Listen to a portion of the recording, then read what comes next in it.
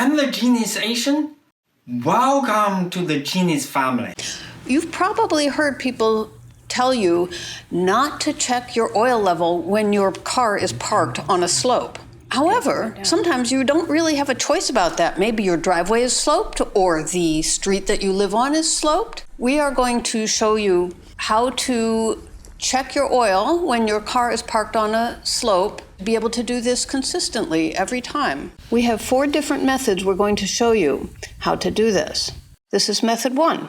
You will need to, just one time, drive to a place where it is level, then turn your engine off, wait about 30 minutes, check your oil level, mark it on the paper. Now, as you see in the picture, make a mark 1, on the diagram where the oil level is. This is your mark for when you were measuring the oil when you were parked on the level ground. Now you're going to drive home, park in your driveway, and it's sloped, but you're going to turn off the car and wait 30 minutes. Now check your oil again. It may look like it has overflowed, like you have too much oil when you look at the dipstick. And then you mark it on the paper, mark 2, just like you did mark 1, looks like it is above the high oil hole on the dipstick. Now use a ruler, draw a line between mark 1 and mark 2.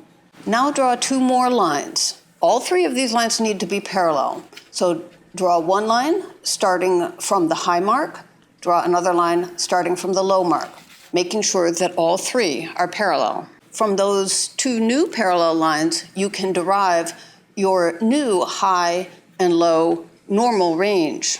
Note that in order for this to work, you do need to be using the same car, and it has to be at pretty much the same slope, and it does have to be pointing in the same direction on that slope. Suppose, though, that you are parked pointing in the opposite direction. Okay? Well, you can actually do the same operation, and you see here that you will end up with 2 lines pointing in the opposite direction. Instead of it looking like you have an overflow when you measure, it may look like your oil is significantly lower when you are parked in the opposite direction. But in fact, you are deriving a new range. You're developing your new high and new low normal range. Of course, if your driveway has a rather steep slope, you may find yourself with lines like this. In this case, it is better if you can turn your car around and park it in the opposite direction so that your parallel lines will both be shown on the diagram. When you're using method 1, drawing the parallel lines, what you're doing is shifting the lines the equivalent of a distance d. If you don't really want to work with a graphic, you can of course just keep the information in a table. And this, the purple L, is your measurement on the level, S is the measurement on the slope, and D is the difference.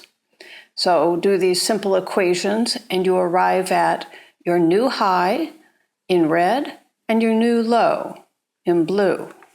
Note that this method will usually work pretty well when you are parked on a driveway or road with a less steep slope.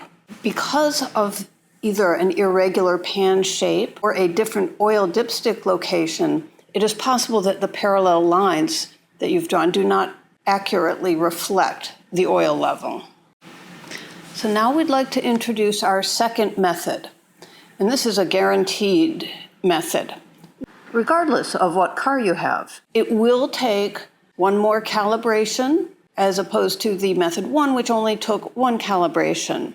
At a time when your oil is already low as the low hole on the dipstick or even below that, or perhaps you have just drained your oil and are getting ready to refill, then carefully pour in the oil so that it only reaches that low hole on the dipstick. Now you need to move your car to the sloped location, and then measure the oil and then mark it on the paper as you see here. Draw a line between the low point when it was parked on the level and the low point when it was parked on the slope. Now return to your level spot. Continue to fill in the oil until it reaches the high hole in the dipstick. Okay, that's probably about 1 quart. Then, when you have reached the high hole on the dipstick, move your car to the sloped location, measure again, mark on the paper, and then connect the 2 high markings with a line. Now you can just use something like a nail to scratch a line across the dipstick, marking what the high point and the low point are when you are parked in your home location. And that's it. However, some people may find that it is difficult to control how much oil they are pouring in when the oil is low, and trying to meet that level that is at the low hole or the high hole on the dipstick. Our third method is a compromise between the first and the second, which you have already seen. This third method is more accurate than the first, but it is easier than the second.